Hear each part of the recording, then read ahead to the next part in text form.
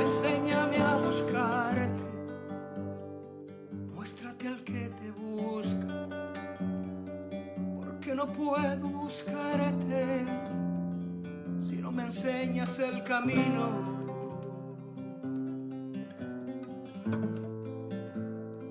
Y no puedo encontrarte, y no puedo encontrarte si no te haces presente.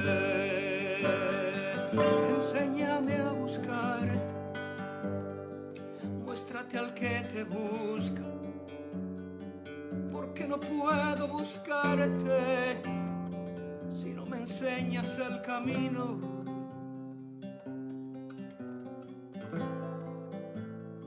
Y no puedo encontrarte, y no puedo encontrarte si no te haces presente.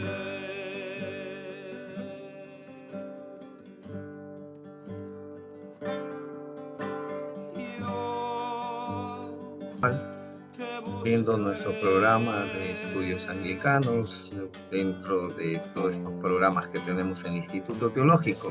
Y en esta noche tenemos la alegría de tener y la satisfacción de tener al reverendo Lisandro Bloch.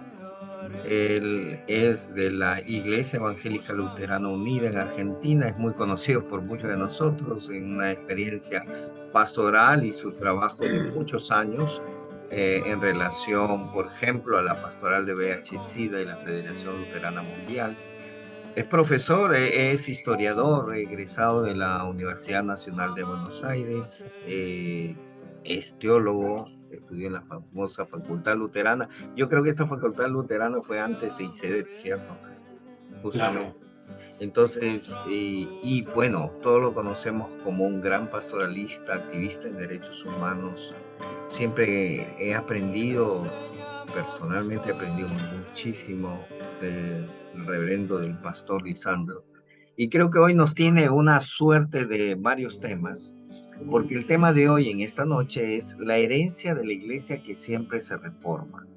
Un diálogo desde Latinoamérica. ¿Cuáles son las consecuencias pastorales cuando afirmamos la justificación por la fe?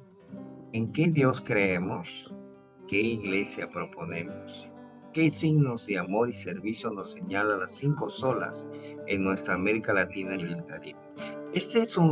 Varios temas tienen que ver con, ha pasado el mes de octubre, es el mes de la Reforma, se celebra en muchas iglesias hermanas luteranas, como también presbiterianos, etcétera. Y no deja de ser, digamos, un desafío para nosotros, anglicanas y anglicanos, el poder reflexionar esta herencia y esta mirada que nos va a ayudar justamente el reverendo Lisandro a involucrarnos. A ello vamos a tener una palabra de oración. Vamos a dirigirnos antes de empezar y antes de darle la palabra a nuestro querido reverendo Lisandro.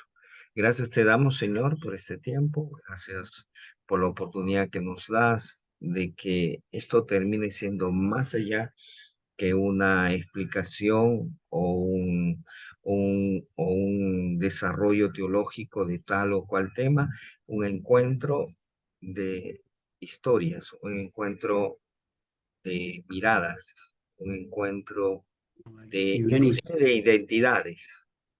Ayúdanos, Señor, que en este encuentro podamos reflexionar el por qué y el para qué estamos desde América Latina como una iglesia que quiere servirte, que quiere ser un canal de fe y de amor en tu bendición. Gracias. En Cristo Jesús. Amén. Reverendo Lisandro, bienvenido. Aquí estamos con usted. Muy bien, gracias por la invitación y la confianza. Para mí es una alegría estar con todos ustedes. Algunos los conozco, algunos los estoy conociendo. Es decir, quizás la tentación primera era hacer un PowerPoint, pero realmente debo confesar que ya estoy un poco cansado de los PowerPoint y quisiera que esto sea más bien una charla bastante informal, o sea que me pueden interrumpir en cualquier momento para charlar, dialogar. Es un encuentro fraterno. En mi llegada, yo no nací como luterano, como muchos de ustedes llegaron a la iglesia por distintos caminos. Yo llegué siendo casi un niño. Con las escuelas dominicales que habían organizado unos misioneros norteamericanos en el barrio donde yo vivía, y eso fue que yo fuera creciendo como niño y después adolescente dentro de la iglesia luterana. Finalmente, a los 20 años, decido estudiar de pastor en la Facultad Luterana de Teología que había en las afueras de Buenos Aires, que luego se transformó, como dijo David, en la EICD.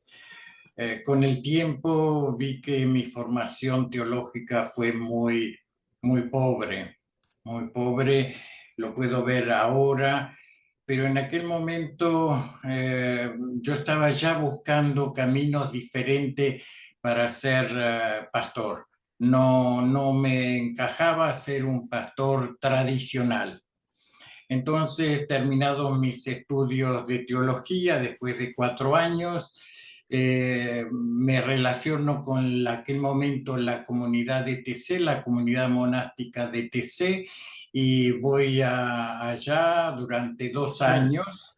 Durante 2 años estuve en la comunidad de TC, estudiando un poco en Suiza, liturgia, pero después decido volver porque vi algunos cambios. En ese momento era estrictamente protestante, pero la comunidad, algo que pasó después, había pasado antes con el movimiento Oxford, que se fue acercando demasiado a mi gusto de la Iglesia Católica, no porque yo sea un enemigo de la Iglesia Católica, al contrario, tengo mucha simpatía por ella, pero me pareció que el mensaje que podían dar era dentro de la comunión protestante, de los protestantes, donde el movimiento monástico había comenzado ya con los anglicanos, no se conocía demasiado entre los luteranos y los calvinistas, me pareció que era lo importante, así que regreso a Argentina,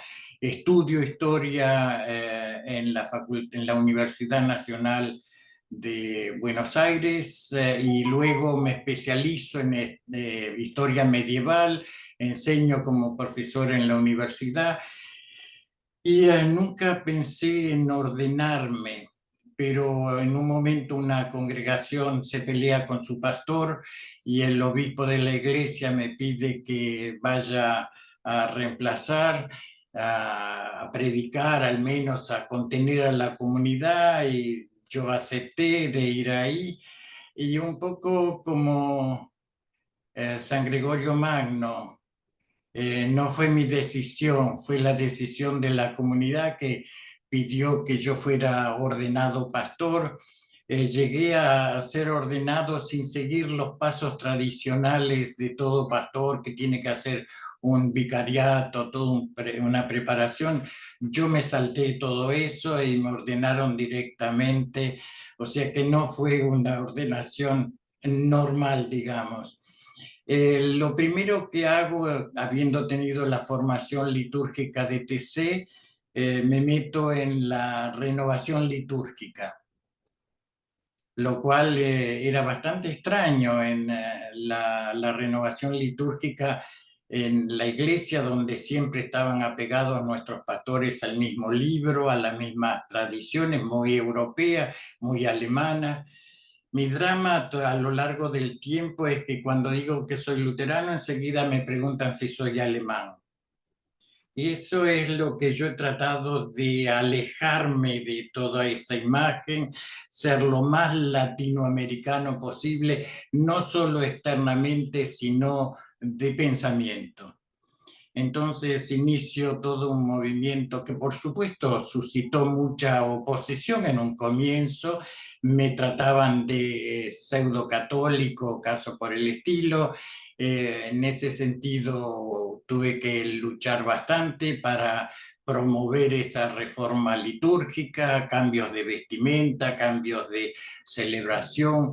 Yo nunca celebré de cara al pueblo, de cara al pueblo. Siempre volví a una tradición muy luterana que se perdió, que está en los escritos de Lutero, de celebrar frente al pueblo, porque las cenas se celebran mirando a los demás, no de espalda.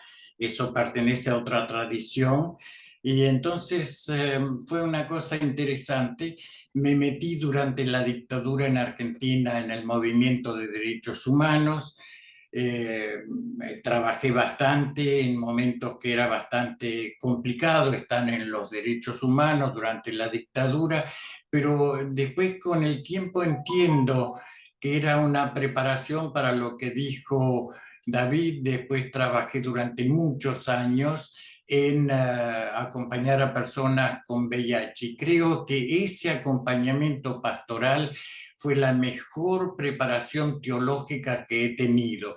Me hizo entender por qué yo era un pastor luterano a través del acompañamiento de personas que tenían en aquel momento muy mala relación con las comunidades cristianas. No es la situación de hoy, es decir, hoy ha cambiado bastante, en algunas iglesias ha cambiado la situación. Entonces, siempre tuve la preocupación de por qué estoy como luterano en América Latina. Soy muy cuidadoso con las palabras. Yo no celebro el Día de la Reforma. No lo celebro porque las divisiones no se celebran. Querramos o no, hemos fracasado como reforma porque la iglesia no se reformó, sino que se dividió, que no era el objetivo de la reforma. Tenemos que tomar muy en serio la idea de que la reforma no se establece para dividir la iglesia, sino para reformarla.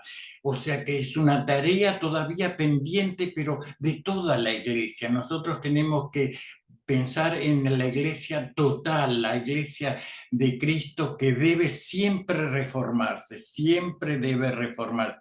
Esa idea que lo decimos, pero mismo cambiar un himno es un problema en la iglesia.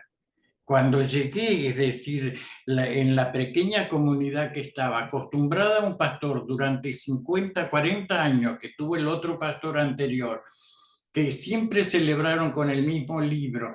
Entonces yo tomé el mismo libro, pero lo celebraba con otro espíritu. Entonces, el tema de ser un poco... cuando preparo el Evangelio, lo primero que pregunto para preparar el sermón de un domingo, ¿dónde está el escándalo en este texto? Si no descubro el escándalo, estaré repitiendo palabras vacías. La gente tiene que recibir el escándalo que renueva, que convierte... Perdón, me estoy entusiasmando demasiado. Entonces, cuando preparo el sermón, digo, en este texto que me impone la iglesia para el próximo domingo, por suerte hay un leccionario en la iglesia que no me permite a mí elegir el texto arbitrariamente, sino que me lo impone. Este domingo tenés que predicar y reflexionar sobre este texto. Entonces, fui aprendiendo. Para mí fue una escuela, la pastoral que estuve trabajando, que se me impuso. Yo no estaba preparado para eso, se me impuso porque había un vacío, nadie se ocupaba del tema, era un vacío muy grande, pastoral. Y entendí un poco también como historiador la reforma. La reforma no la podemos centrar en una persona. No la podemos centrar en un día. Es un proceso muy largo. La iglesia, el proceso yo lo llevo a una fecha arbitraria, el siglo XI. ¿Qué pasa en el siglo XI? La reforma del movimiento monástico benedictino de Cluny. ¿Qué buscaba Cluny? la independencia de la Iglesia del Estado, la separación de la Iglesia de los poderes del Estado. Fue una primera aproximación que un siglo después aparecen los cistercienses. ¿Con cuál propuesta? La Iglesia pobre, la Iglesia simple, frente a lo que había decaído Cluny. Los cistercienses quieren también renovar la Iglesia una vez más, y hacer una iglesia despojada. Ustedes, si ven las iglesias románicas de los cistercienses, no tienen casi vitrales, no tienen casi imágenes, son muy simples.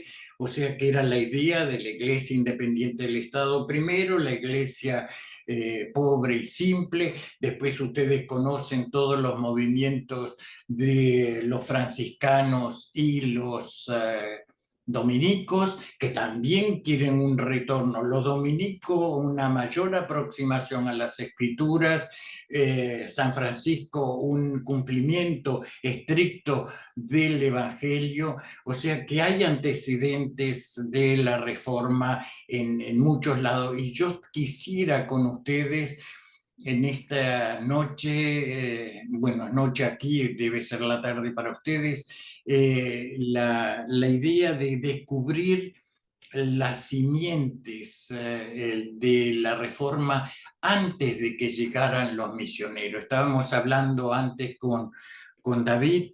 La Reforma se establece aún en el siglo XVI en América Latina, sin el rótulo de luterano, sin el rótulo. Aparece, apenas llegan los españoles a Cuba, la iglesia se divide, no institucionalmente, pero sí teológicamente. Aparecen los que están fundamentando en la conquista española y aquellos que la cuestionan, aquellos que se ponen del lado de los poderosos, aquellos que se ponen del lado de los vulnerables. Es la famosa, una cosa importantísima que en general la opinión pública desconoce, lo que se llama la discusión de los justos títulos.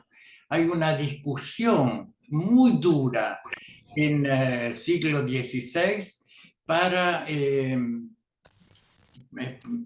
discutir si España tiene derecho de conquistar la América Latina, la América, conquistar Cuba, los países, las regiones que iban descubriendo. Es decir, es un debate teológico profundo. Intervienen dominicos de un lado e intervienen los franciscanos del otro. Algunos llegan a dar la vida. Por ejemplo, los franciscanos establecen en Venezuela una especie de protectorado. Impedían a los españoles acercarse a los pueblos indígenas. Entonces, esos finalmente son masacrados por los españoles. Esos franciscanos son realmente unas primeras víctimas de eso. Entonces, yo trato de ver las semillas de la Reforma antes de que lleguen los misioneros. Ya había un movimiento de reforma en América Latina, lo había en Europa, en distintas partes. Es decir, la palabra reforma es anterior a la Reforma. Es lo que se conocía como el movimiento de reformar la cabeza y reformar los miembros de la Iglesia. O sea que la Reforma que nosotros conocemos del siglo XVI es parte de ese gran movimiento.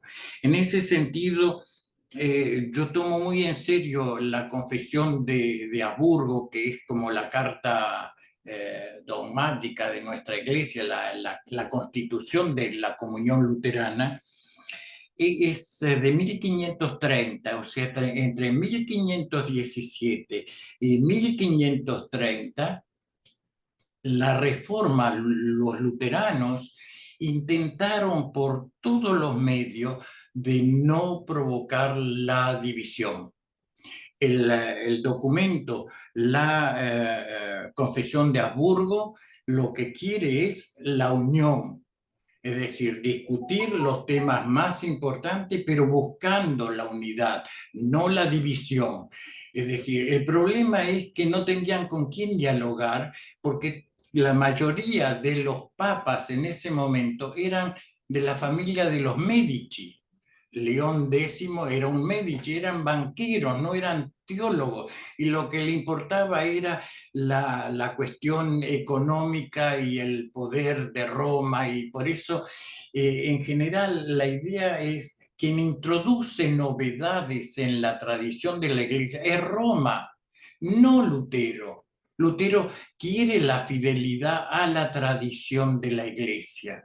Es decir, si tomamos en serio la Confesión de Habsburgo y vemos las notas a pie de página, todas las cosas que dicen, ¿en qué lo fundamentan? En los concilios ecuménicos de los primeros siglos, son fundamentales para la comprensión de la teoría luterana. En San Bernardo es citado permanentemente, y por supuesto somos agustinianos, que en aquel momento había dos grandes corrientes dentro de la iglesia, los que eran agustinianos, como los franciscanos y algunos otros grupos, y los tomistas.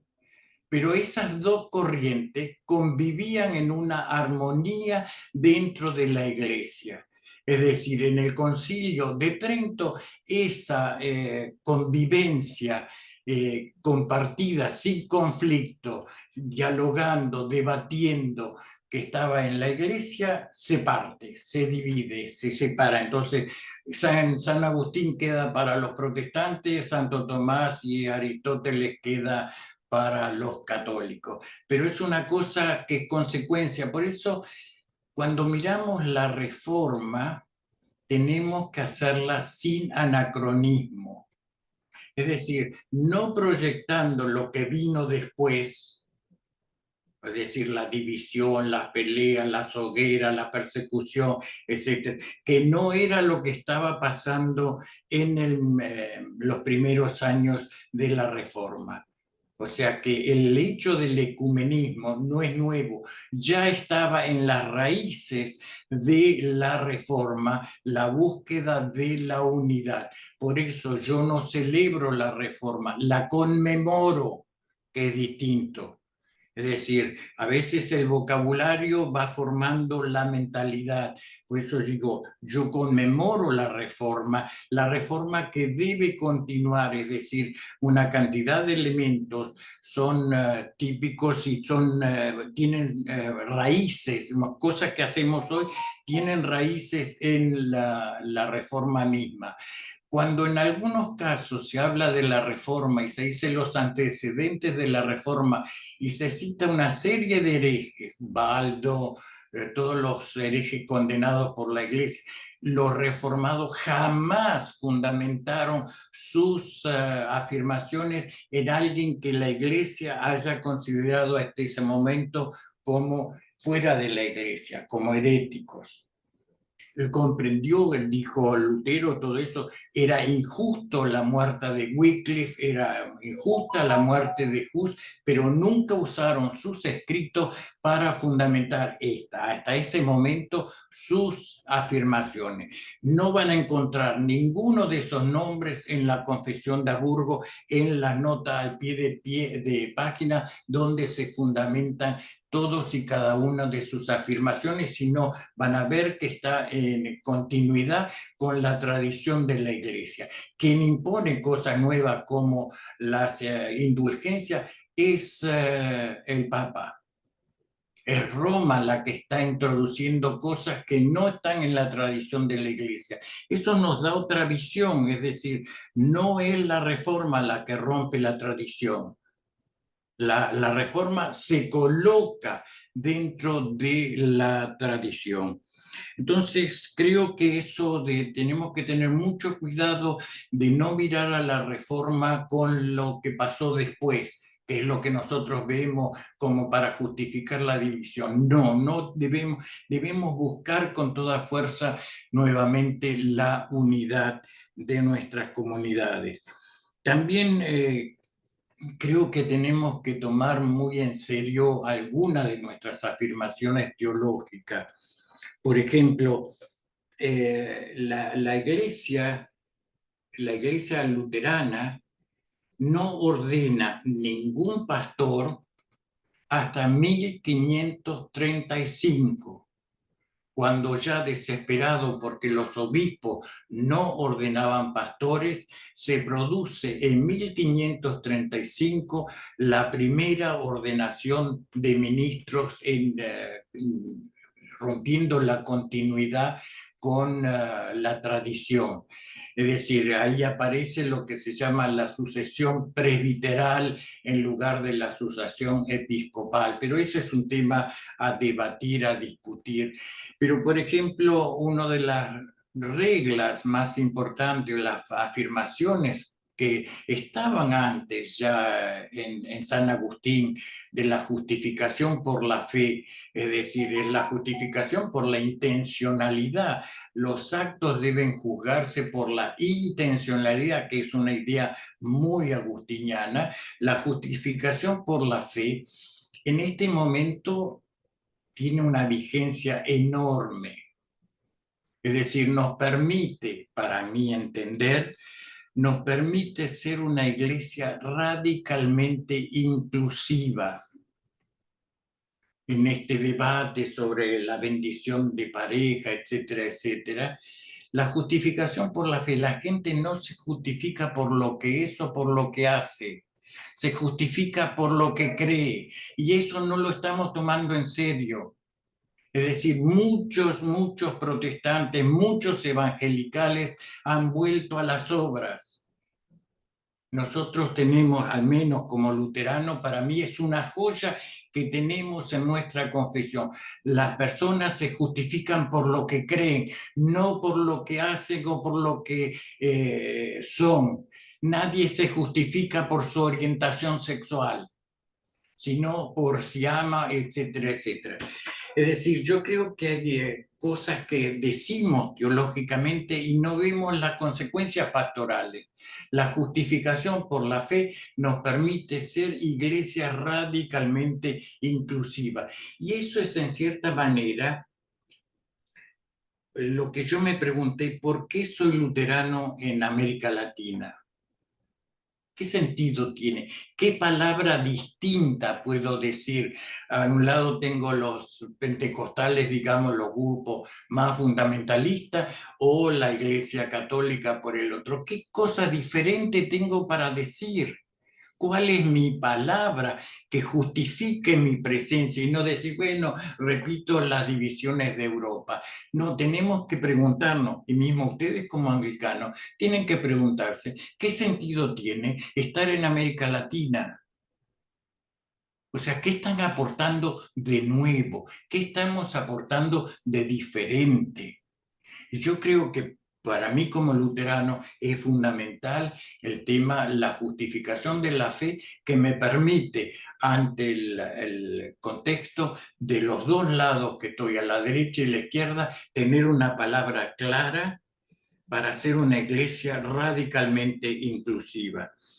Tenemos las 5 solas de la fe, lo que usamos en la iglesia luterana. Decimos solo por la fe, solo por la gracia, solo por Cristo, solo por las Escrituras y solo para la gloria de Dios. El tema es que lo comprendemos mal, las comprendemos como que fueran separadas, y es una sola frase. No podemos separarla sola, es una unidad de concepto. Es decir, yo creo solo por fe. ¿De qué me agarro? De la gracia, de la misericordia. ¿Qué es el escándalo? La gente no puede aceptar que la gracia de Dios, la misericordia, sea totalmente gratuita. Ese es el escándalo del Evangelio, es gratis. No, algo tengo que hacer, algo tengo que... Es gratuita. El escándalo de la misericordia de Dios es que es gratuita. Dios no nos pide nada, nos pide una respuesta de amor, pero porque Él nos ama primero como está. Entonces, solo la fe pero no es una fe en el aire, es una fe profunda en la gracia, que hoy diríamos la misericordia radical de Dios, pero no cualquier misericordia, sino la que nos revela Cristo, solo Cristo. Es decir, la idea es la fe en la misericordia de Dios que nos revela a Jesucristo, que por ejemplo tiene una interpretación totalmente diferente del Antiguo Testamento. En el Antiguo, ama a tu prójimo como a ti mismo. Eso es el Antiguo Testamento. Jesús nos dice, ama a tu prójimo como yo te he amado. O sea, hasta la cruz, ahí aparece ya la teología de la cruz. Es decir, el amor al prójimo no es amarlo como yo me amo, lo cual es importante. Si no me amo a mí mismo, no puedo amar al prójimo. Pero nos dice, ese amor, esa misericordia tiene que llevarme hasta dar mi vida por el prójimo. O sea, es de una radicalidad. Y dice, solo la escritura, no porque seamos fundamentalistas, porque el único que puede interpretar las escrituras es Cristo. Nadie más puede interpretar, solo permanentemente ustedes leyeron la escritura dice tal cosa, pero yo les digo, ese pero yo les digo, es decir, muestra que Jesús se hace el intérprete escandaloso. Es decir, para los fundamentalistas de aquel momento, la interpretación de las escrituras hecha por Jesús es la causa por la cual después lo van a crucificar. Esa idea de la expiación, de todo, es una idea medieval, no está en los padres de la iglesia.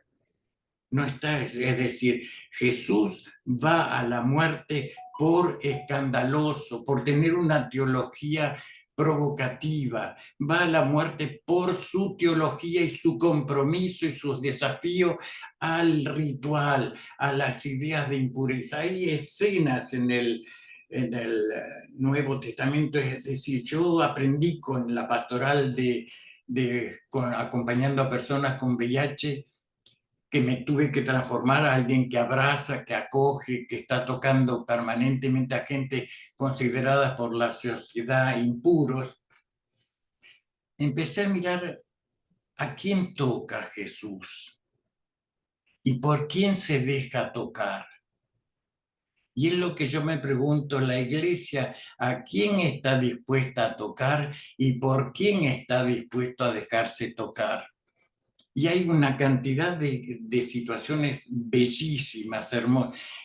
Recuerden la mujer con flujos de sangre, etcétera, que se acerca a Jesús, está rodeado por una multitud y ella piensa que tocando el borde de su manto ella se iba a curar. O sea, está una mujer transgrediendo toda ley. Primero que está sola, una mujer en ese contexto cultural no está sola.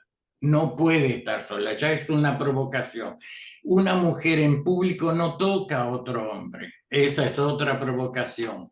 Entonces, en medio de la multitud, esta mujer la toca y Jesús dice, ¿quién me tocó?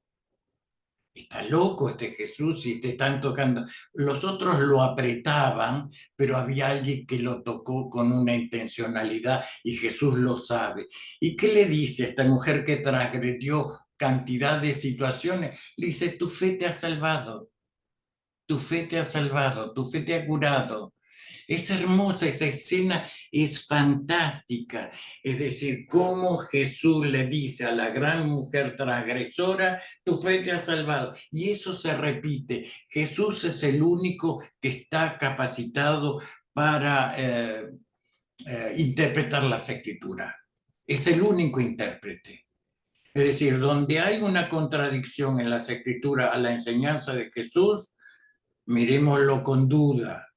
Es decir, hay que revisar toda nuestra comprensión si se aparta de Jesús. Yo creo que el gran peligro de muchas comunidades cristianas, y a mí me escandaliza. A veces he ido a algunas iglesias anglicanas en Londres, digo, ¿qué les pasa a estos anglicanos que tienen detrás del altar los 10 mandamientos?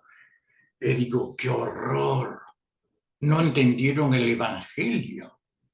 Porque si algo dice Lutero, dice, no transformemos a Jesús en un nuevo Moisés. Separemos claramente la ley del evangelio. Y nosotros no lo hacemos. Transformamos el evangelio en ley.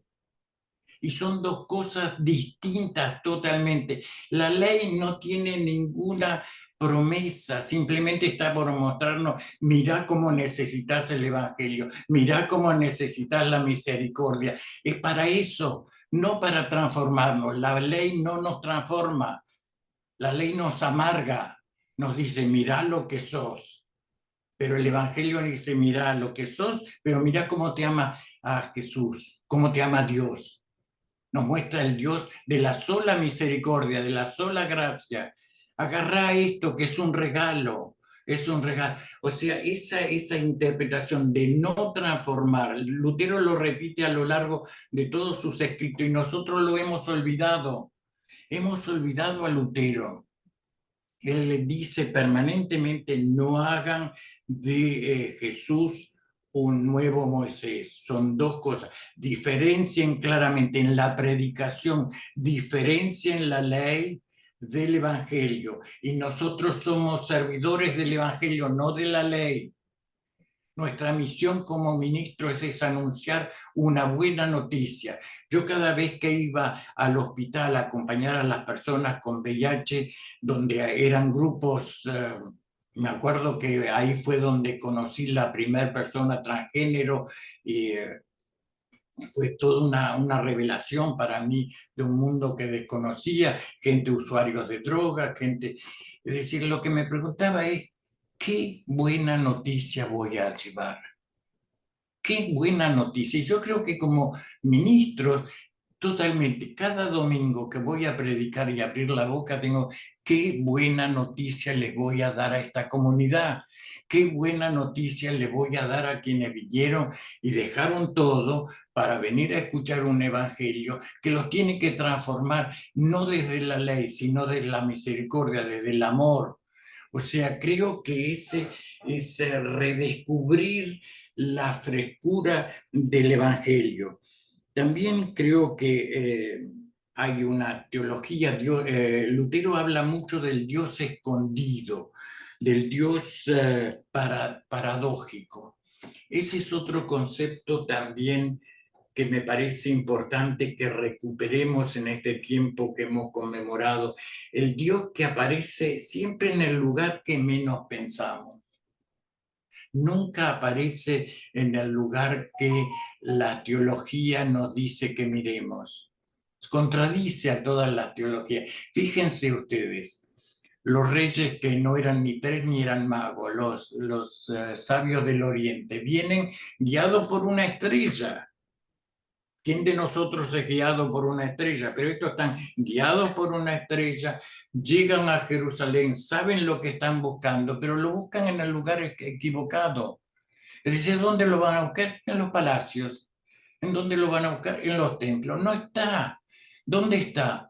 En el último lugar de la ciudad, en un pesebre desconocido, ignoto, poco hospitalario.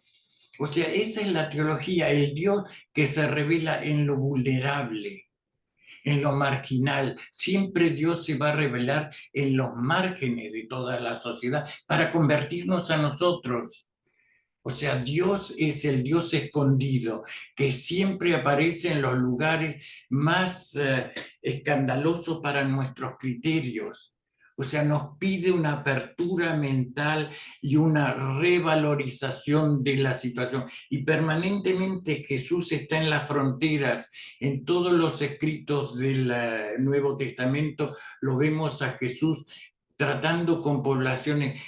tocando cuanto leproso anda por allí, que es un escándalo por la ley, está prohibido por la ley tocarlo, está prohibido por la ley tocarlo. ¿El qué hace? Frente a los fundamentalistas de su tiempo, ¿qué lo hace? Lo primero, lo toca. O sea que él se transforma en impuro, él se toma el lugar del otro. Vos estás considerado impuro por la ley, yo te toco, yo te abrazo, punto, acá estoy desafiando a él. Entonces, nuestra misión también es la de desafiar, de empezar a tocar todo lo que nuestra sociedad considera impuro. O sea que no estamos haciendo una obra, a veces yo pregunto en la iglesia, ¿por qué hay acción social? ¿Qué están haciendo? No hay reflexión teológica.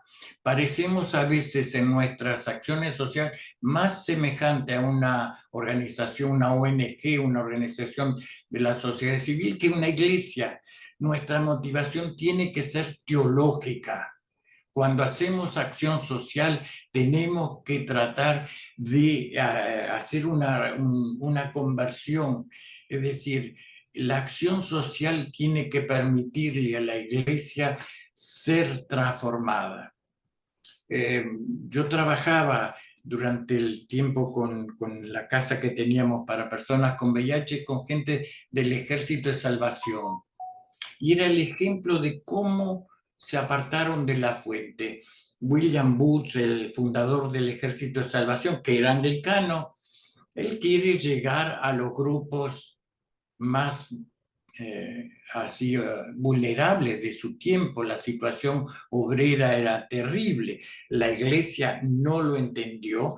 Lo que a mí me sorprendió es que William Booth hacía las primeras reuniones del Ejército de Salvación en la sede del Partido Laborista.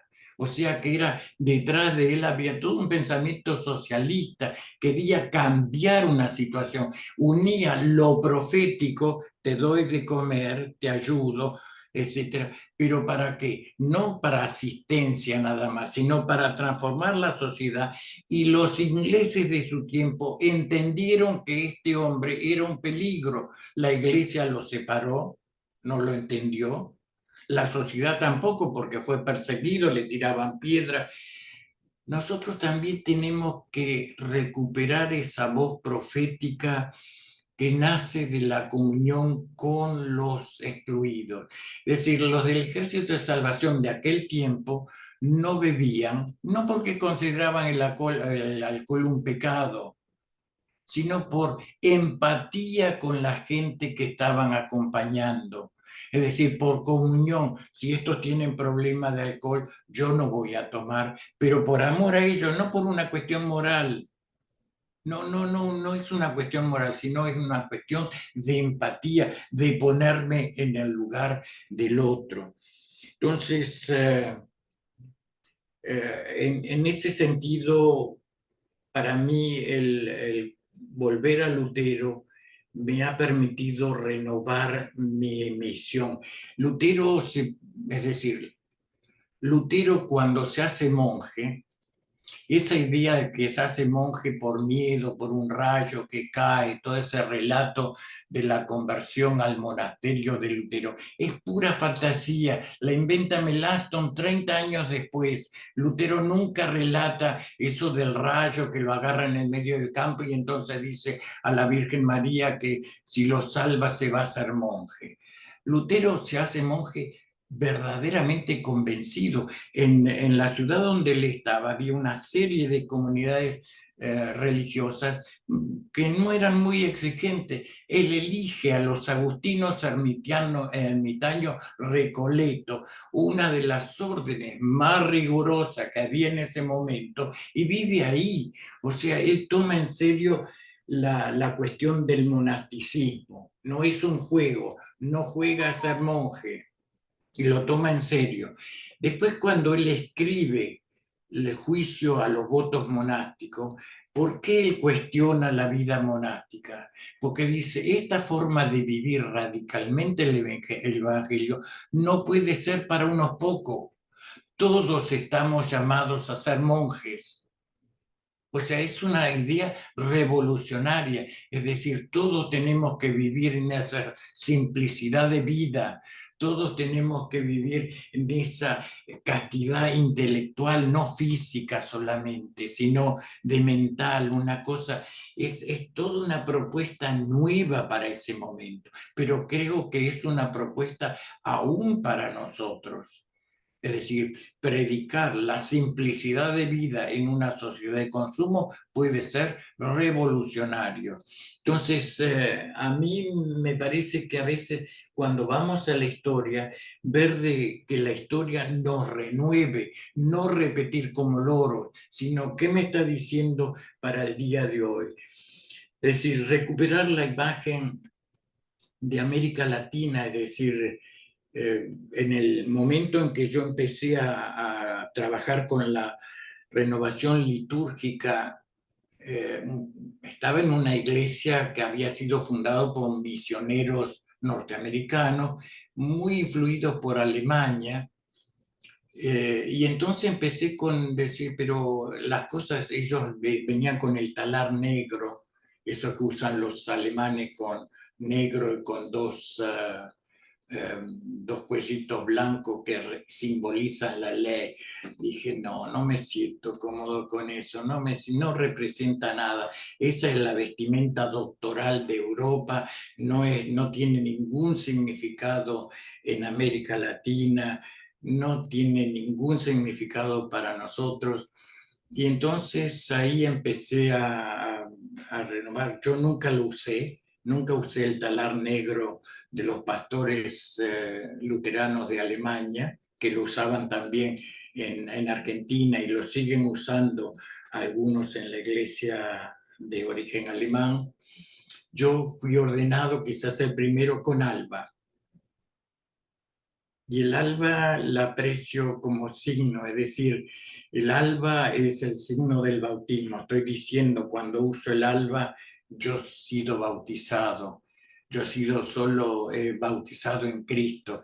O sea, que empecé a recuperar como argentino, como latinoamericano, cosas que había tenido que dejar. Para ser luterano tuve que dejar un montón de cosas que formaba parte de la piedad y la espiritualidad de mi contexto. Entonces empecé a educar a mis colegas. Hoy en mi iglesia todo el mundo usa el alba, pero como una idea del alba como un símbolo de bautismo que es central para la teología, para la espiritualidad luterana. Lutero enfatizaba los dos sacramentos, uno acompaña al otro, es decir, toda acción de la iglesia o produce bautismo o produce comunión. Es decir, son las dos fuerzas de nuestra predicación. Entonces el alba es la ropa que usaban los bautizados en los primeros tiempos de la iglesia. Después comencé a cosas que era, empecé a usar el signo de la cruz, persignarme, que era una cosa que está haciendo este pastor que se está persignando, que es el primer gesto que hace la iglesia sobre un bautizado. Empecé a explicar, o sea, la renovación litúrgica exigió una intensa educación y mostrar que yo lo que hacía no es porque yo era bueno o yo era revolucionario, sino que era obediente al pensamiento de la Reforma. O sea, que tenía cada momento mostrar que yo pertenecía a una tradición de la iglesia que siempre se reforma, pero que ha ido perdiendo cosas en el camino, recuperarla. Es decir, empecé a trabajar la idea del cuerpo. El cuerpo también celebra, no solamente mentalmente, sino que es toda mi persona. Yo no tengo cuerpo, soy cuerpo. Entonces hay un concepto nuevo, integral, mucho más hebreo, que no es la cosa de los griegos que separaban el alma y el cuerpo. Yo soy una unidad, que un poco lo recupera el psicoanálisis y todas las corrientes contemporáneas, y ya estaba en la escritura y estaba ahí ese tesoro. Entonces yo quiero celebrar con todo mi cuerpo, y eso fue todo una tarea, o sea, en mi vida pastoral he estado en la renovación litúrgica y en el trabajo pastoral con las personas con VIH, y han sido momentos de una gran crecimiento, porque al tener que discutir, al tener que fundamentar todo lo que hacía, para mí fue un crecimiento enorme, y fueron las dos facultades de teología que realmente me formaron. Me dieron una formación y una profundidad y una visión de una nueva lectura del Evangelio, de una nueva comprensión de mi espiritualidad. Y en ese sentido, quiero recuperar cosas que hay en América Latina. Estoy leyendo mucho a Santa Teresa de Jesús, y no lo descubrí yo, lo descubrieron los mismos carmelitas, el paralelo que hay entre Lutero y Santa Teresa. Lo escribió, ya Moltmann trabajó mucho el tema, Jürgen Moltmann trabajó la idea el paralelo que hay entre pensamiento de Lutero y pensamiento de Santa Teresa, lo que me muestra que la idea de la justificación de la fe, de la gracia de Dios, de la gracia totalmente gratuita, estaba en el ambiente. Es decir, el retorno a las escrituras. El otro día fui a una iglesia luterana de la cual salí escandalizado, de hecho me levanté en medio del sermón, es decir, donde un pastor anglicano, predicando en nuestra iglesia, diciendo una frase que me resultaba extraño, decía, hay que volver a las escrituras. Digo, qué extraño que esta gente conservadora está diciendo volver. Claro, me estaban diciendo, hay que volver a la escritura en la forma en que nosotros la leemos.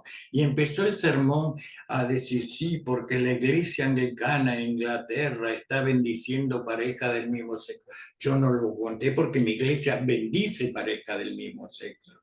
Me levanté y dije, no, esto no lo puedo soportar. Hubiera querido discutir con este hombre diciéndole, mire, usted está predicando en el púlpito equivocado, porque en nuestra iglesia está bendiciendo, yo he bendecido parejas del mismo sexo. Pero creo que tenemos que hacer una revisión permanente de por qué las cosas las hago, cuál es mi fundamentación en la teología de mi iglesia, en el pensamiento. Yo no conozco tanto la iglesia anglicana, pero tengo entendido que tienen libros confesionales también, que se afirman en una serie de los concilios ecuménicos, tienen una tradición. Buscar en la riqueza de esa tradición y no abandonársela. Por ejemplo, a los peruanos, tienen a Toribio de Magrovejo. Yo no lo dejaría para el otro lado, diría, esta persona estuvo tratando de reformar la iglesia en Lima para hacerla más próxima a los pueblos originarios. En un contexto tan complicado, él estaba en comunión protegiendo y cuidando a pueblos que estaban siendo explotados y realmente maltratados. Es decir, yo no se lo digo, yo digo, esto es un signo ya de la reforma en América Latina. Los dominicos, como el padre Bartolomé de las Casas, digo, esta es una fuente de la reforma, y hay cantidad de personalidades que podemos recuperar y decir, lo que hicieron sin el rótulo también pertenecen al mundo de la reforma. Creo que, bueno, por ahora llego acá, descanso un rato, los dejo hablar a ustedes. Gracias, padre.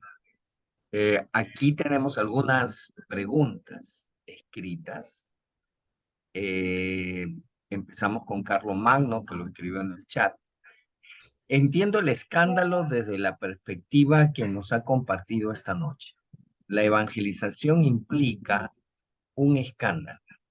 ¿Cómo descubrirlos en medio de nuestra vida? ¿Cómo puedo, al leer la palabra y preparar para compartirla con mis hermanos, ver esos escándalos que podrían hacer del mensaje una experiencia real de buena nueva? Muy simple. ¿Cuál es el evangelio del próximo domingo del pasado? ¿Cuál es? Veamos, hagamos una exploración. ¿Cuál fue? ¿Cuál fue el texto del domingo? ¿Se acuerdan? ¿Qué predicaron el domingo pasado? Ustedes tienen el mismo leccionario que nosotros. Sí. Bueno, es decir, hace poco, no sé cuántos domingos atrás, estaba el de las 10 vírgenes, las vírgenes fatuas y las vírgenes sabias. Bueno, ¿dónde está el escándalo? ¿Dónde está el escándalo en ese texto? Tenemos que preguntarnos, ¿cómo voy a, es decir, qué me escandaliza de ese texto? Es decir, la gente que no está preparada, no sigue en lo de ellos, es decir, toda esa boda, es interesante el reino de Dios semejante a una boda, la espera del Cristo que va a aparecer en cualquier momento, en el momento más inesperado, no cuando los profetas dicen, es decir, esa aparición en nuestras vidas, el Señor aparece en medio de la noche y aparece de forma inesperada. Y entonces dice, bueno, las que estaban esperando entran en la fiesta. La idea de la fiesta en el encuentro con el Señor y no de castigo. Las que no quisieron, no se prepararon, no entraron, lo cual es también un problema. ¿Cómo voy a explicar esa idea de que se le cierra la puerta? Eso es una idea para trabajar, no es fácil predicar ese texto. Es un texto bastante complicado. Ahí tengo que ver una exégesis mejor del texto. Es decir, porque si no estoy peligrosamente hablando de que no hay una misericordia gratuita. ¿Qué pasó con esas fatuas? ¿Por qué no entraron? ¿Por qué se cerraron las puertas? Es decir, es un tema interesante para estudiar y no lo podemos predicar así nomás. Es un texto, por ejemplo, que habría que reunirnos y hacer. Es decir, las parábolas de Jesús han sido transformadas hasta que llegaron al texto bíblico, han pasado por una cantidad de modificaciones. Hay un libro de Joaquín Jeremías, Las parábolas de Jesús, que nos muestra las transformaciones que sufrieron las escrituras, las parábolas de Jesús. Es decir, Jesús lo dirigía a sus enemigos y la iglesia se lo aplicó a sí mismo, o sea, cambió el sentido o sea, ¿a quién dirigía esa parábola? ¿A quién le dirigía la parábola de las vírgenes? ¿A la comunidad de fe o a los de afuera? ¿A quién le estaba dirigiendo? Adquiere un sentido totalmente diferente si es a los que creen o es a los que están afuera, los que no están preparados. Es decir, ¿a quién le está hablando? Entonces hay que hacer todo un trabajo de estudio del texto. No podemos improvisar así, tenemos que tener una seriedad en el texto y siempre la pregunta, ¿dónde está el núcleo más conflictivo? En teología siempre, en la exégesis bíblica siempre hay que buscar la versión más complicada, no la más fácil. Eso es una regla de los exégetas, cuando hay distintos textos del mismo evangelio, siempre hay que ver cuál es la comprensión más difícil y no la más fácil. ¿Qué otra pregunta tenemos? Sola Escritura, interpretada por Cristo, es sola gracia. ¿Podés repetir que no te logro entender? Sola Escritura, Sí. interpretada por Cristo, es sola gracia. Justamente, es decir, Jesús interpreta todas las escrituras como sola gracia, como sola misericordia. Si no hay, es decir, hace unos días estaba viendo en Facebook que llegaba, si tu iglesia, si tu comprensión del evangelio te lleva a condenar, eso no es el evangelio. Era una cosa por el estilo. Es decir, el evangelio está para, de hecho se llama Buena Nueva. No estamos para predicar la ley, estamos para predicar Dios te ama. Y te ama como sea, que haces con ese amor lo que puedas, no lo que yo quiero. Es decir, a la radicalidad de la misericordia. Dios te ama como eres, donde estás. Entonces, con ese amor, por supuesto, se exige una respuesta, pero la respuesta la vamos a crear nosotros. Es decir, frente al amor, voy a tratar de responder con amor. La idea es que la misericordia obre, no la ley. No hagas tal cosa porque tenés miedo. Esa oración que atribuyen a Santa Teresa, no me mueve mi Dios para quererte el cielo que tienes prometido o el infierno tan temido, me mueve verte en la cruz. Es decir, esa es la idea tan luterana. Santa Teresa en eso, creo que no hay nada, no hay ningún himno luterano mejor que esa poema, ese soneto de Santa Teresa. Es decir, no me mueve el responderle a Dios ni el temor, ni el castigo, ni el infierno, sino que me mueve ver a Cristo mismo actuando por mí, promoviendo mi dignidad permanentemente. Es interesante también, Lisandro, es las lecturas que se hacen a veces de Pablo sin mirar a Jesús, ¿no? Otros textos bíblicos sin mirar que el elemento hermenéutico es Jesús, ¿no? Eh, ¿Qué piensas? Porque a veces se hace opinión a partir de ciertos versículos y de ciertos textos, sin mirar a Jesús como un elemento hermenéutico, ¿no? ¿Qué piensas de esto? Es decir, al menos como luterano, no todo lo que está en la Biblia tiene el mismo valor. Es decir, no puedo equiparar los textos y decir todos tienen el mismo valor. Es decir, para mí el hermeneuta es Jesucristo en los evangelios y en su diversidad también. Aún a veces algunos textos que se dicen de San Pablo, yo lo tengo que someter a la interpretación que hace Jesús.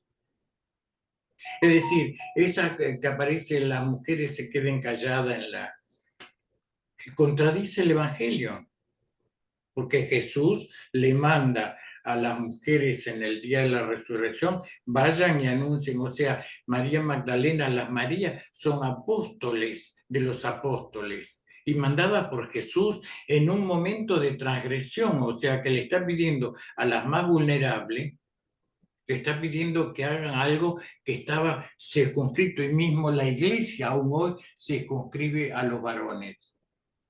Es decir, no todo texto es.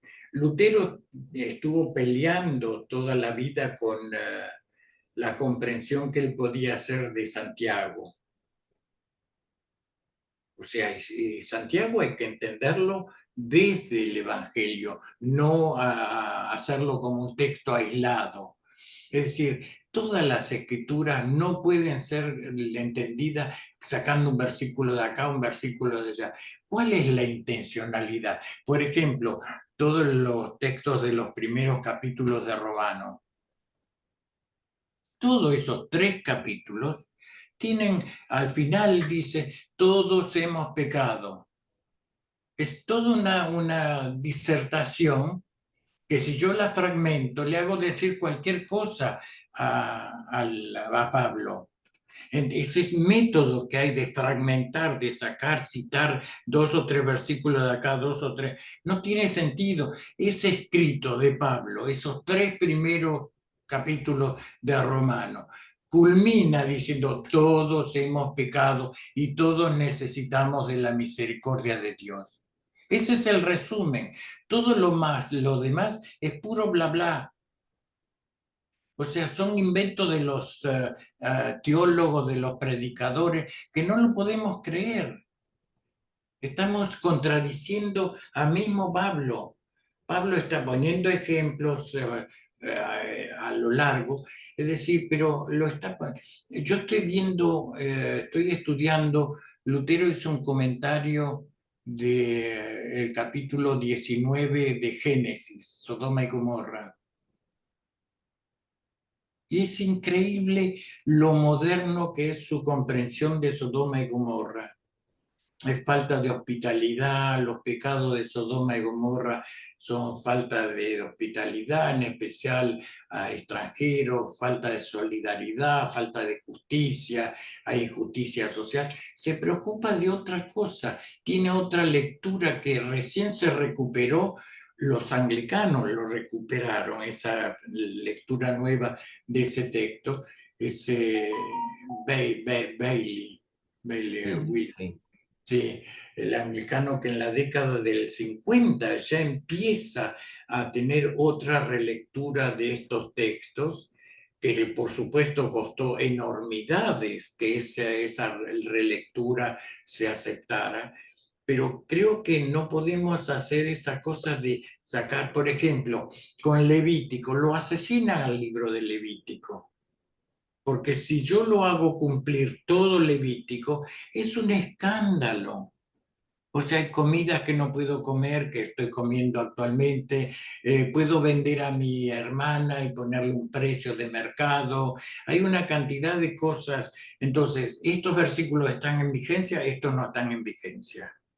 Esa forma de leer fragmentada no va más. Por eso hay un solo intérprete de las Escrituras que está, tenemos que encontrar el Evangelio cuando leemos el Antiguo Testamento. ¿Dónde está el Evangelio en este texto? ¿Dónde está es decir, por ejemplo, ese salmo que voy a estrellar tus hijos contra la piedra? Sería un escándalo si lo tomamos.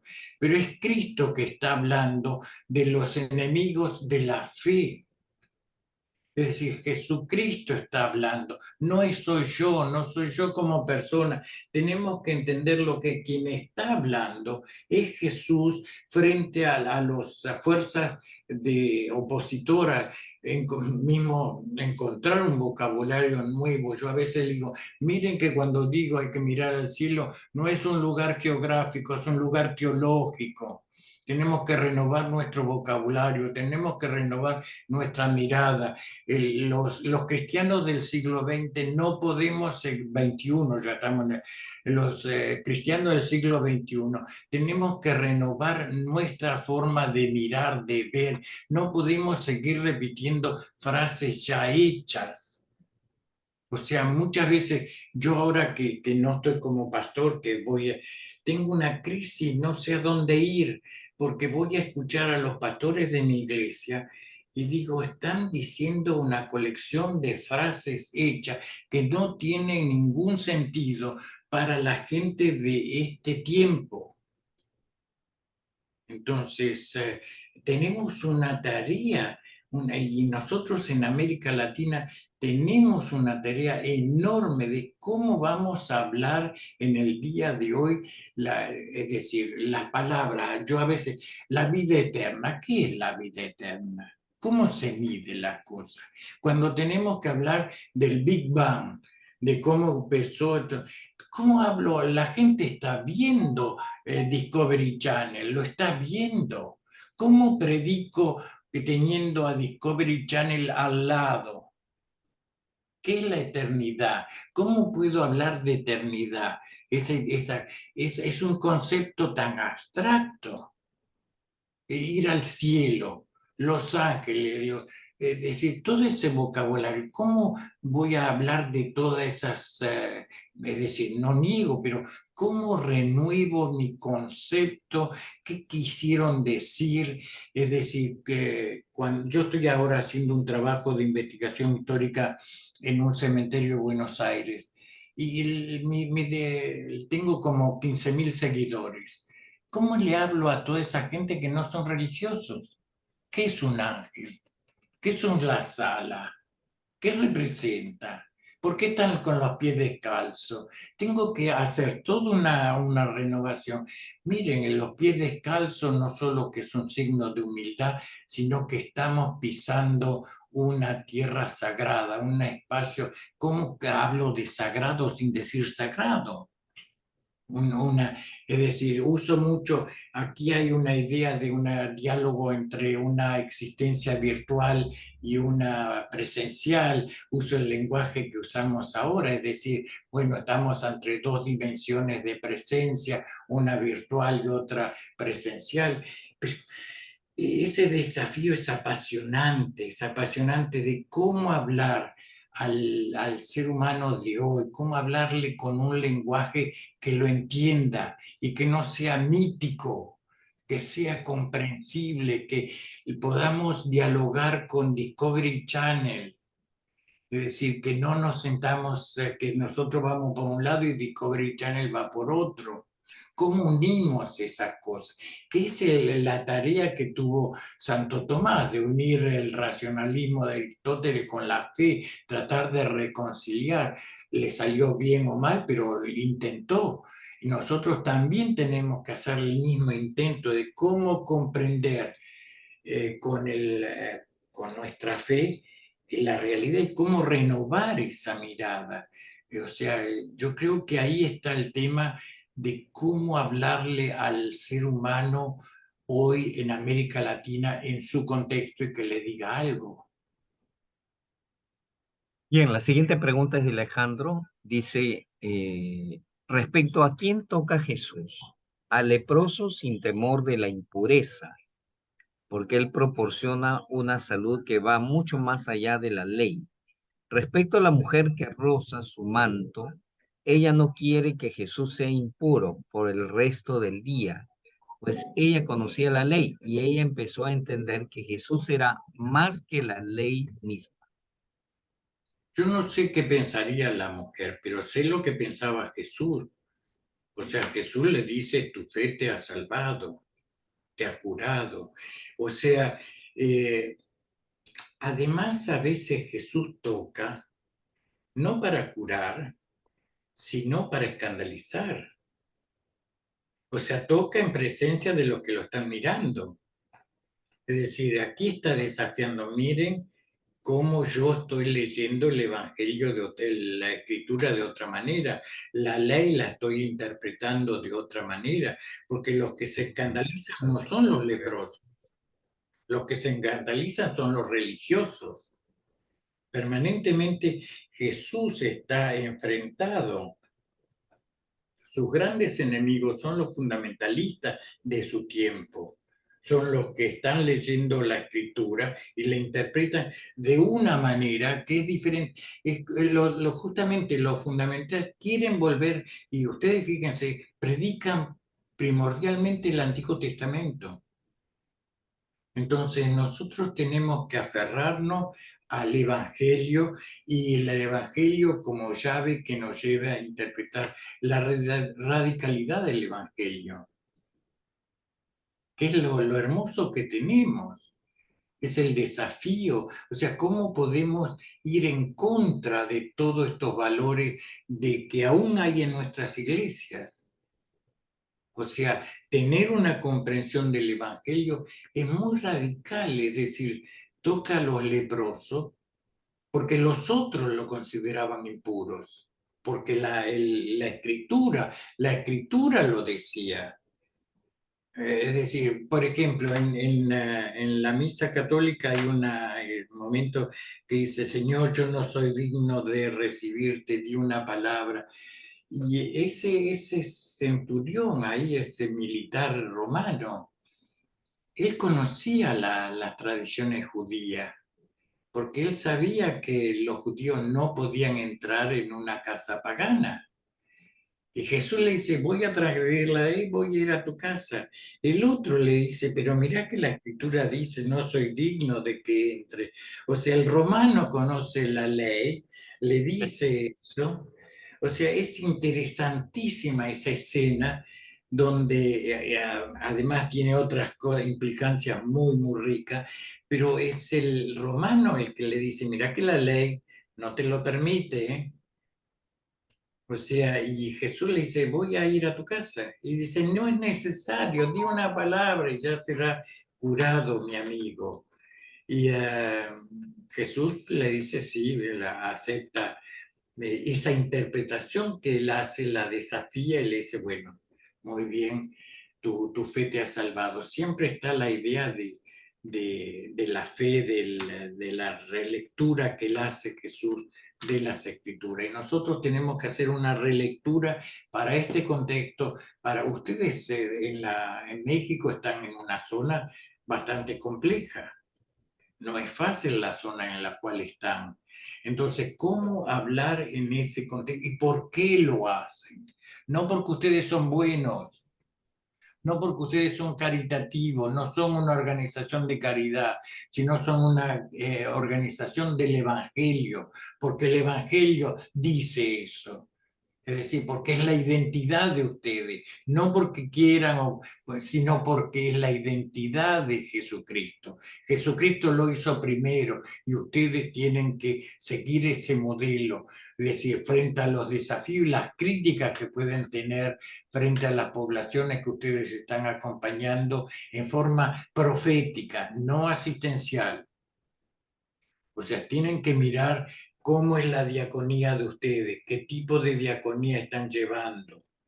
O sea, muchas veces yo tengo el miedo en mi iglesia que muchas de nuestras acciones diacónicas son más bien una organización para tener fondos, no para cambiar la situación. No hay una denuncia profética. Es decir, tenemos colegios. ¿Para qué tenemos colegios? Para denunciar las injusticias del sistema educativo. Eso no lo hacemos. Entonces las escuelas han perdido sentido. Tenemos un hogar de ancianos. Ah, qué lindo, un hogar de ancianos de primera. Sí, pero es un servicio barato para gente rica.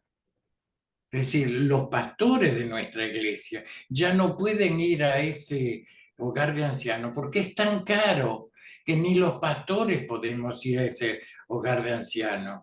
Entonces, ¿qué sentido tiene de tener ese hogar de ancianos que ha perdido? El pobre el pastor que lo fundó cuando en Argentina no había un sistema social de protección a la tercera edad, y lo fundó y llevaba a los mendigos, la gente que estaba abandonada, la llevaba y creó un espacio de autoayuda. Imagínense en los años 20, 30 debe haber sido, crea un espacio donde un anciano ayuda a otro y toda la iglesia juntábamos cosas para el mes del kilo, juntábamos alimentos no perecederos. Era una revolución en ese momento ese hogar de ancianos. Hoy está dentro de la estructura totalmente, no tiene sentido profético, es un negocio, es un negocio. Entonces, ¿cuál es nuestro sentido de diaconía? ¿Cuál es nuestro sentido de predicar? ¿Qué estamos, cómo hablamos? ¿Cómo hablamos de nuestra fe? ¿La gente nos entiende? ¿O tenemos el vocabulario, como dicen, de Caná, es decir, un lenguaje incomprensible o estamos, muchas veces cuando a mí me toca ir a hacer un responso a alguien, no quiero dar esperanzas bobas. Es decir, no dar esperanzas bobas. Es decir, no crear, no aquí esto, es decir, una serie. Recuerdo una película que era un seminarista muy joven y está hablando con un cura más viejo y le dice, ¿qué digo en eso? No digas nada, guarda silencio y abraza a la gente. A veces como el silencio es mucho más poderoso y el gesto de estar. Yo recuerdo en el hospital una vez simplemente un paciente me agradeció por estar sentado a su lado en silencio, cuidándolo mientras dormía. Se despertó y me dijo, muchas gracias por estar acá. Y yo no había hecho, en teoría, no había hecho nada. Entonces, replantear, ¿qué digo? Que no sea una esperanza boba. No creas, bueno, vamos a estar tocando el arpa todos juntos. Es decir, yo no puedo ya decir esas cosas. ¿Cómo le doy consuelo? ¿Cómo le doy esperanza a una persona sin que eso sea una fantasía? O sea, el mundo moderno nos está presentando unos desafíos fantásticos, unos desafíos que nos llaman a ser creativos, no repetir cosas como loro, sino qué quiso decir tal santo cuando dijo tal cosa y cómo lo digo hoy. ¿Cómo digo lo mismo, pero para que tenga eficacia en el día de hoy? Tenemos que ser muy creativos, es el gran desafío. No hay, no, yo tendría la tentación de decirle hagan esto, hagan aquello. Yo creo que lo mejor es presentarle los desafíos y cada uno de ustedes encuentre su camino, su respuesta, pero no se queden tranquilos, no se queden repitiendo, empiecen a sentirse incómodos, empiecen a sentirse que la tarea no está terminada, que tienen que encontrar cada día frente a los textos nuevas respuestas. Roberto Carlos dice, tal vez quiere decir que de fe prestada no se vive. Es verdad. Es decir, ahí está la cosa existencial, ¿no? Es decir, ¿en qué creo yo? En el proyecto de Jesús. Es decir, lo que me preocupa no es tanto el más allá, sino el más acá. El proyecto de solidaridad, de justicia. Yo estoy enamorado de ese proyecto de Jesús. No me importa qué pasa después. Yo estoy gozando el tiempo de hoy, compartiendo y viviendo e intentando vivir en todas las dimensiones, en todos los compromisos, no quedarme tranquilo. Muchas veces en Buenos Aires hay mucha gente durmiendo en la calle. Yo sé que a veces no puedo hacer nada por ello, pero sí me puede doler. Lo que intento es que no pasar frente a uno de ellos en forma indiferente. Me tiene que doler esa realidad. El Evangelio me lleva a mirar la gente con otros ojos y que eso me duela, aun cuando no tenga todas las respuestas, pero tengo las preguntas. Ya estamos ya casi con el tiempo, sin embargo, vamos a avanzar con unas preguntas. La interpretación bíblica hay que verla en conjunto, en ese sentido que pasa con el texto de una fe sin obras, es una fe muerta. ¿Qué piensas? Lo dice Edgar. Es decir, son las obras que hacen, niegan la gratuidad de, no, o sea, toda fe responde con obras, pero no por obligación, sino por amor. Es decir, el hecho es cuando yo quiero con las obras negociar con Dios. Vos me diste, yo te doy. Vos me regalaste, es decir, el tema es ver que lo que hago no es por obligación, la intencionalidad de lo que hago es por amor, no por miedo, no por justificarme. Son distintas clases de obras. Es decir, fíjense cómo hay obras y hay obras. ¿Qué es lo que hace que una obra sea importante, sea buena a los ojos de Dios? La intencionalidad. ¿Por qué lo hago? Lo hago porque es obligatorio y Dios la ley. Es decir, lo que sin obras es el texto de Santiago es las obras tienen que ser las obras de la misericordia. Una fe que no tenga obras de misericordia, acuérdense las 7 misericordias, las 7 obras de misericordia que usa la Iglesia Católica, que las podemos recuperar, pero esas no son para hacerlo porque es obligatorio enterrar al muerto, vestir al desnudo, visitar al preso, etc. No es que lo hacemos porque hay un mandato, sino porque sale del corazón. No podemos hacer otra cosa frente a la fe. La fe nos lleva a esa, es decir, son distintas obras, la misma palabra para hablar de distintas cosas. Unas son las obras de la fe y las otras son las obras de la ley.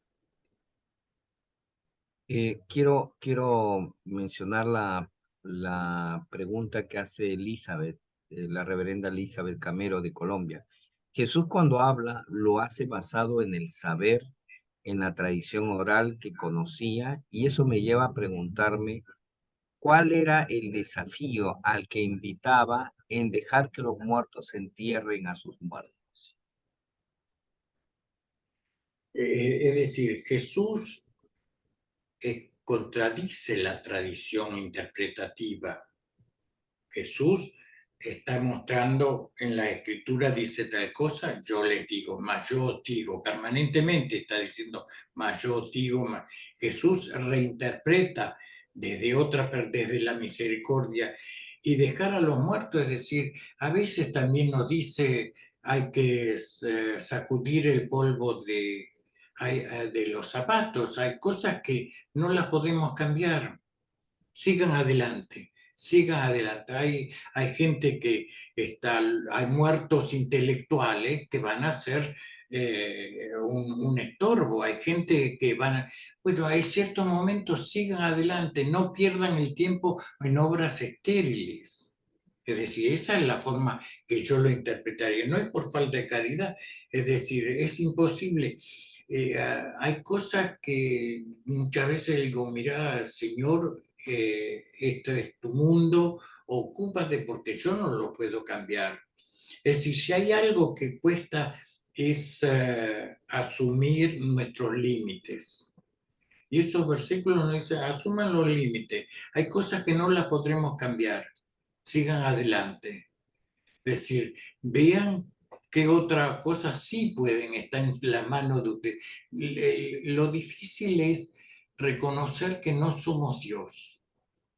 Tener la humildad de decir, no todo lo puedo cambiar, no todo lo puedo lograr, no soy lo magnífico que yo pienso. Es decir, el llamado permanente a la humildad, salir de esa cosa, reconocer los límites. Creo que lo más difícil es reconocer nuestros límites y que no somos omnipotentes. Reverenda Imelda dice, el método de solo extraer fragmentos de la escritura y darles a todo el mismo valor es peligroso, porque de esa manera alguien puede acomodar las cosas para decir lo que le plazca y no que Cristo dice. Estoy totalmente de acuerdo, justamente esa es mi manera de pensar. No todos los textos. Primero, no fragmentar las escrituras. ¿Cuál es el sentido de los pasajes? ¿Cuál es el sentido de un libro? ¿Cuál es el sentido de la Biblia? Es decir, una idea, ¿cuál es el sentido? Nos está mostrando es decir, si hay algo que me preocupa es decir, cuando dice la Santa Biblia. Yo no creo en un libro, discúlpenme, es un registro del pueblo de Dios, pero no es... me molesta cuando voy a mi iglesia y veo la Biblia abierta en el altar. Yo no vengo aquí para adorar un libro, yo adoro una persona. Es decir, el tema es de ver que la palabra de Dios es una persona, no un libro. Yo creo en una persona, no en un libro. Entonces, esa confusión, cuando a veces decimos después de una palabra de Dios, es la palabra viva, es la palabra activa de Dios, no es el libro, no estoy creyendo en el libro. O sea, esa expresión a veces a mí me incomoda porque la gente puede pensar, eso es palabra, es la ley. No, la palabra de Dios es un ser humano. Se encarnó totalmente, no se puso a jugar con la encarnación, se encarnó. Es decir, en Roma, Miguel Ángel hizo una estatua del Cristo portando la cruz totalmente desnudo. Y se escandalizaron las mentes brillantes de aquel momento y le mandaron a tapar el sexo. ¿Que Jesús no se encarnó con sexo? O sea, de ahí la idea de la cosa, hay una parte que sí, pero esta parte no. O sea, estamos fragmentando a Jesús. Jesús lamentablemente o felizmente se encarnó en la totalidad, aún con el sexo. O sea, asumió toda nuestra realidad, asumió todo, no está jugando. Y yo creo que a veces, así como fragmentamos la imagen de Jesús, es decir, de hecho Jesús fue crucificado desnudo, o sea, ese trapito que ponemos que tiene un nombre específico, es un invento posterior. O sea, es decir, cómo a veces fragmentamos no solo las escrituras, sino el concepto de encarnación. Estamos muy felices, Reverendo Lisandro, gracias por este tiempo que nos has brindado. Creemos que no va a ser la única vez. El tiempo ya nos ha sobrellevado. Quizás podemos tiempo, pero en realidad ya tú estás casi al siguiente día, si no estás al siguiente día, porque está a 3 horas de diferencia de México, Y imagínate. acá es la 1:45. Bueno, pero estamos muy felices. Gracias, nos has dejado muchas lecciones y estos queridos hermanos está siendo grabado, así que si quieren nuevamente revisarlo, lo van a poder tener en nuestro canal YouTube del Instituto Teológico. Pero estamos muy felices y vamos a culminar este encuentro con unas palabras de oración de despedida. Vamos a pedirle al reverendo Lisandro que nos dé la bendición. De esta manera culminamos esta noche. Hermanos y hermanas, oremos en paz al Señor. Tú que eres la fuente de toda misericordia, tú que eres el puente de toda armonía, eres la luz de nuestras vidas. Venimos a encontrarnos contigo para que nos fortalezcas en el cumplimiento de tu evangelio, en vivirlo en intensidad. Te pedimos que nos escandalices, Señor. Escandalízanos con tu evangelio para crecer, para apasionarnos en tu palabra. Tú eres la verdadera palabra de Dios. Tú eres la imagen que quieres que nosotros vivamos. Ayúdanos a vivir con alegría nuestra fe, en vivir tu gracia y tu misericordia con fidelidad, en mirar siempre a Cristo como nuestra salvación, como nuestro liberador. Él es el que nos libera de todo. Nos ponemos entre tus manos, Señor, para que tomes todo nuestro ser, alma, cuerpo, todo lo que es nuestro, lo ponemos entre tus manos con alegría, confianza y paz. Amén. Amén. Amén. Gracias nuevamente, Amén. Alessandro. Con la alegría de que también invitarlos a ustedes el próximo viernes. Con nosotros estará el teólogo Paulo. Él es uno de los representantes de la comunión anglicana en el campo de la educación teológica. El próximo viernes también tenemos un hermoso encuentro y un diálogo, así como otro con el reverendo Lisandro. Lisandro, que siempre te queremos y estamos contigo siempre en oración y vamos a seguir invitándote, por favor, abusando un poquito de tu tiempo y de tu hora. Bueno, muchas gracias. Nos vemos. Hasta luego. Bye bye. Gracias. Buenas noches, gracias, padre Lisandro, muy bonita plática. Muy buenas noches a todos. Buenas noches, muchas gracias.